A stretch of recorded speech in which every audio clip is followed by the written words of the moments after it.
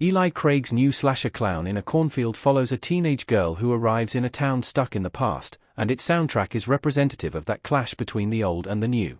Based on Adam Cezare's 2020 novel of the same name, Clown in a Cornfield features Kevin Durand, Will Sasso, Aaron Abrams, and Katie Douglas in a star-making turn.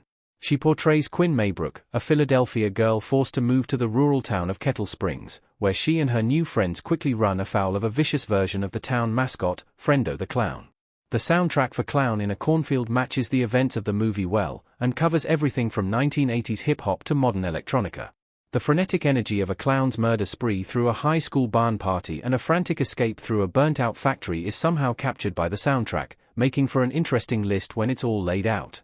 The music is in no way integral to the plot of Clown in a Cornfield, but it does provide a fun backdrop to the highly anticipated and well-reviewed slasher to kick off the summer in 2025 when every song on the Clown in a Cornfield soundtrack plays in the movie. Several different music genres are represented. What Do I Owe by Dummy, the 2003 rock hit by Dummy, plays in the opening scene of the movie, which features a scene from a party in 1991, 3 decades before the primary events of the movie. A young couple leaves a barn party to find further trouble in the nearby cornfield, and both they and the audience are introduced to Friendo the Clown in gruesome fashion. I Ain't No Joke by Eric B. and Rakim, the vintage hip-hop song from 1980s icons Eric B. and Rakim, is playing on the radio as Quinn and her father first drive into Kettle Springs. She scolds him for playing his old 90s rap, and turns it off, and it certainly sticks out in the greater scale of the soundtrack. Get Out the Way by Mother Mother, the 2014 song Get Out the Way by Canadian indie rockers Mother Mother, plays while Quinn is unpacking her room. The rebellious lyrics and tone help introduce Quinn's personality a bit more. If I Look Fine by Rote, the slower, indie rock vibes of Rote play while Quinn is being driven home by her father after getting in trouble at school. Bye Bye by Haiku Hands and Rebongia, the dance electronica track from Haiku Hands and Rebongia, plays while the arrogant jock Matt is lifting weights in his garage. Matt becomes the second of the friend group to fall victim to Friendo, as his head is removed with an improvised guillotine and packed away in a cooler.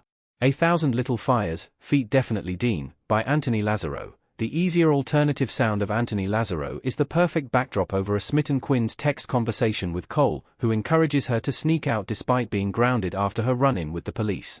Not About You by Haiku Hands, the dance electronica group Haiku Hands returns for the scene in which Quinn finally caves to Cole's urging and sneaks out. How You Feeling by Kabwasa. Kabwasa's upbeat R&B electronica blend, How You Feeling, plays while Cole and Quinn arrive at the barn party that Cole puts on every year. It perfectly captures the vibe of a group of unsupervised teenagers partying in a barn. It's freewheeling and feel good. Wicked and Weird by Buck 65. Canadian rapper Buck 65's song Wicked and Weird is certainly a rap song, but it's got heavy country influence that perfectly fits the scene it can be heard in. Quinn and Cole take the lead on dancing in the barn after Cole introduces the reason for the party, and the song is ideal for the vibe of the scene. Heavyweight by Ruckspin and Lynxagirl, the rappy electronica song Heavyweight plays when Quinn drags Cole out of the barn to a nearby shed so that they can privately hook up. The female-led song matches Quinn's attitude perfectly in lyrics and tone, as she is in complete control of the situation before Cole puts the brakes on things. The Force by Nicholas Hill, Glenn Herwiger, and Ben Sumner, the hip-hop electronica song plays while the survivors of the Friendo massacre finally drive away from the decrepit facility where Arthur Hill intended to hang his son. Its sunny vibe matches the relief and joy of the scene, just as most of the soundtrack does. Keep Up by Good Neighbors, an epilogue scene that takes place a year later, sees Quinn packing the car and leaving Kettle Springs, presumably to head off to college. After she says goodbye to Cole and Rust, this song by Good Neighbors plays, which encapsulates Quinn's somewhat sad yet hopeful mindset as she leaves.